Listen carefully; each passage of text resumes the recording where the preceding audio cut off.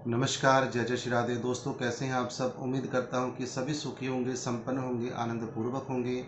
दोस्तों, आज मैं जिस राशि की चर्चा करने जा रहा हूं वह राशि है वृश्चिक।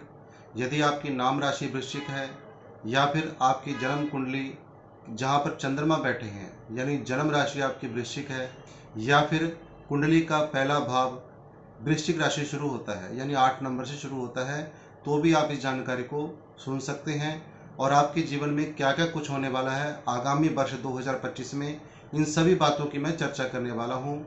तो नमस्कार, मैं हूं एस्ट्रोलॉजर राशि शर्मा और मेरे इस ज्योतिष चैनल एस्ट्रो 22 में आप सभी का हार्दिक अभिनंदन है, स्वागत है।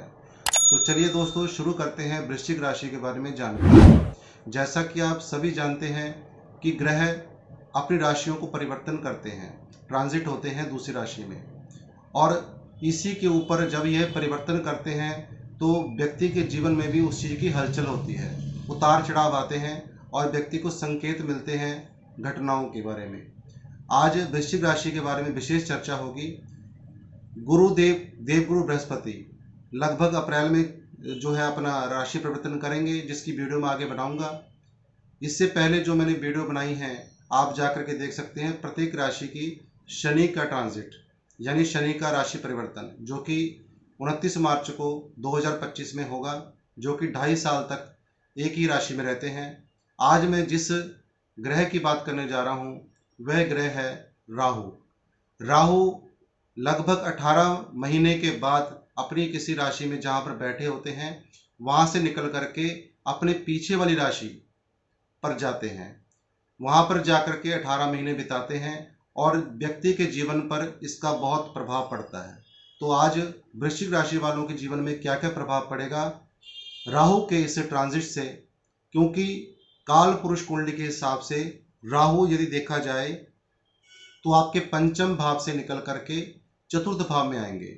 दोस्तों, सबसे पहले यह जानना बहुत जरूरी है कि जो चौथा भाव है ये किस चीज का है। तो चौथा भाव होता है सुख का, मन की इच्छाओं का, माता का, भूमि का, भवन का, वाहन का। लगभग इन्हीं चीजों का ये चौथा भाव होता है, कुल मिलाकर के जिसको हम पक्का घर कहते हैं, सुखों का।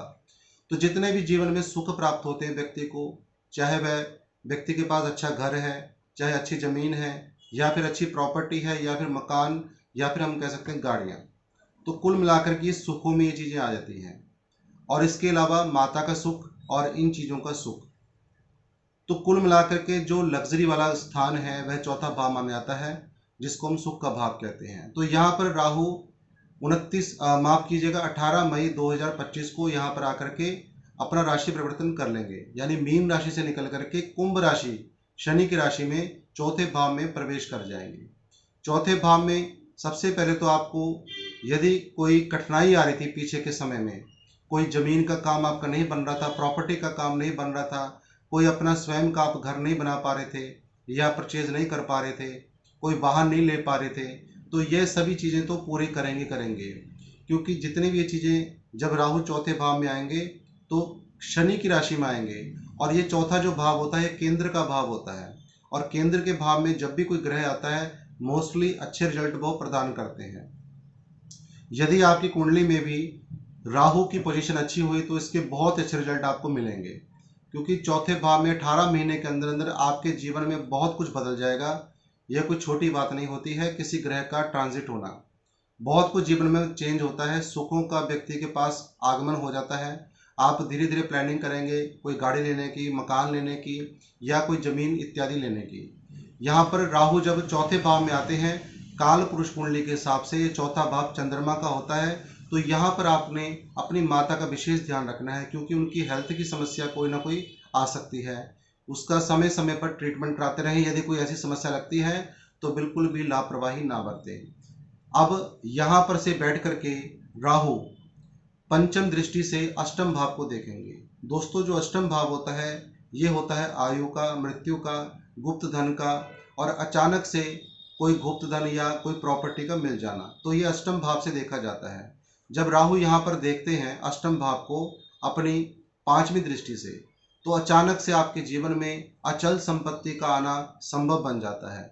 यानी कोई लड़ाई झगड़ा हो रहा है परिवारों में किसी प्रॉपर्टी के पीछे, या फिर कोई प्रॉपर्टी का काम आपका अटक रखा है, या कोई पैतृक संपत्ति इसको हम कहते हैं, क्योंकि पैतृक संपत्ति का सीधा सीधा संबंध अष्टम भाव से होता है। जब राहु इस भाव में देखते हैं तो अष्टम भाव में देखने के कारण, पांचवी दृष्टि के कारण यहाँ पर आपको पैतृक संपत्ति मिलने की पूरी संभावना बन जाती है।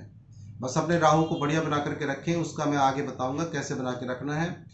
अब यहाँ पर यदि आप मैरिड हैं तो थोड़ा बहुत कलह क्लेश भी हो सकता है परिवारों में, ससुराल में आपके, चाहे आप पुरुष हैं चाहे आप स्त्री हैं, तो आपका जो ससुराल होगा वहाँ पर थोड़ा मतभेद भी हो सकता है। लेकिन यहाँ पर पैतृक संपत्ति मिलने के बहुत ज़्यादा चांस बन जाते हैं। छोटी मोटी दुर्घटनाएं आपके साथ हो सकती हैं, क्योंकि ये आयु और मृत्यु का स्थान होता है। इसलिए कोई वाहन चलाने में, या यदि आप कोई मेडिसिन इत्यादि लेते हैं तो उसमें आपको थोड़ा ध्यान देना पड़ेगा। कोई भी मेडिसिन लिमिट से लें तो अच्छा रहेगा। कई बार क्या होता है, मेडिसिन लेने से ही प्रॉब्लम ज़्यादा बढ़ जाती है, तो जितना हो सके मेडिसिन को कम रखें तो यहाँ पर सही रहेगा। अब अष्टम भाव के अलावा राहु की दृष्टि जो पड़ रही है, यह पड़ रही है आपके कर्म क्षेत्र में, वर्क प्लेस में। दोस्तों, वर्क प्लेस हर व्यक्ति का होता है, चाहे वह काम नौकरी में है, चाहे वह बिजनेसमैन है, व्यापारी है, तो हर व्यक्ति का एक व्यापार स्थान होता है जहाँ पर वह काम करता है। तो यहाँ पर राहु की जब दृष्टि पड़ती है, या राहु 10वें भाव में स्वयं बैठे हों, एक आपको यहाँ पे फंडा बताता हूँ। अब चौथे भाव में राहु बैठे हैं तो ये केंद्र में बैठे हैं, और केंद्र का स्थान ही 10वां भाव है। तो 10वें भाव को, केंद्र का बैठा हुआ ग्रह जब 10वें भाव यानी केंद्र को ही देख रहा हो, तो ऐसे में आपके वर्क प्लेस को बहुत ज़बरदस्त बना देंगे। आपका यहाँ पर हो सकता है, क्योंकि जब भी राहु ऐसी भाव को देखते हैं तो वहाँ वर्क प्लेस में चेंज हो जाता है व्यक्ति का, या तो प्रमोट होकर के आगे बढ़ जाता है, या फिर अपने किसी व्यापार को छोड़ करके नया व्यापार करता है, या अपने व्यापार को और भी इंक्रीज कर लेता है, बढ़ा लेता है। अब यहाँ पर नौकरी सर्विस करने वाले भी यहाँ पर यही होता है कि एक नौकरी को छोड़ करके दूसरी नौकरी की तरफ जाते हैं। यानी कुल मिलाकर के कहने का भाव मेरा ये है कि यहाँ पर स्थान परिवर्तन जरूर कराते हैं राहु, जब चौथे भाव में हो, क्योंकि 10वें भाव में स्थान परिवर्तन का मतलब है आपके वर्क प्लेस में स्थान परिवर्तन। आप एक जगह हैं तो दूसरी जगह जा सकते हैं अपने वर्क के मामले में। तो कुल मिलाकर के डरने की जरूरत नहीं है, यहाँ पर आपको राहु बढ़िया ही बनाएंगे। जिस लेवल पर आप हैं उस लेवल से ऊपर लेकर के जाएंगे। अब यहाँ से जो अंतिम दृष्टि इनकी यानी नवम दृष्टि है वो 12वें भाव में पड़ती है। यहाँ पर उनके लिए तो बहुत अच्छा टाइम है ये 18 मई 2025 से लेकर के आगे 18 महीने तक। किनके लिए?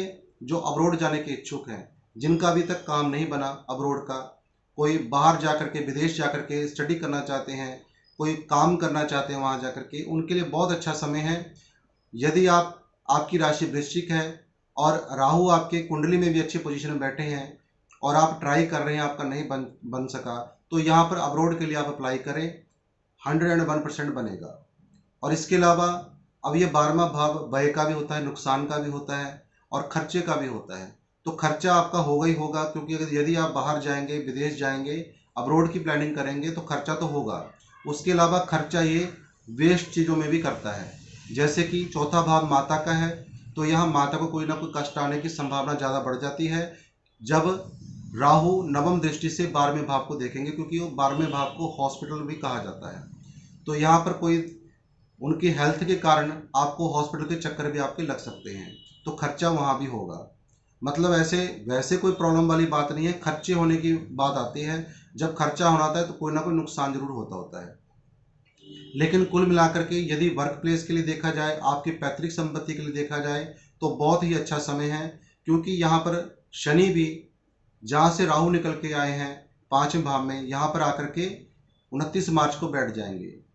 शनि का अपना काम होगा, राहु का अपना काम होगा, दोनों जबरदस्त लाभ देने वाले हैं वृश्चिक राशि वालों को। यहाँ पर आपको एक चीज़ का ध्यान रखना होगा, जितना आप नीला रंग यूज़ करेंगे उतना आपके जीवन में कठिनाइयाँ आएंगी। तो नीले रंग को अवॉइड करें, पीला, लाल, सफ़ेद इन रंगों को ज़्यादा बढ़ाएं। कहने का भाव ये है कि जो भी आप कपड़े यूज़ करते हैं ज़्यादा से ज़्यादा कोशिश करें उसमें कोई हैंकी, कोई कपड़ा पहनने वाला, पर्स इत्यादि आप लाल, पीला या सफ़ेद रखें, तो इससे आपको लाभ होगा। अपनी बेडशीट को जो भी आप बिछाते हैं तो उसमें भी तीनों कलर में से कोई भी कलर ज़्यादा यूज़ करें। नीला, ग्रे बिल्कुल अवॉइड करें तो यहाँ पर सही रहेगा, क्योंकि नीला बढ़ाने से जब राहु चौथे भाव में होता है, अष्टम को भी देख रहा है, 12वें को भी देख रहा है, तो यहाँ पर आपको हेल्थ इश्यूज़ या परिवार में किसी को भी, जैसे माता की बात की थी मैंने, तो मदर को हेल्थ इश्यूज हो सकते हैं या आपका धन एक्स्ट्रा खर्च हो सकता है।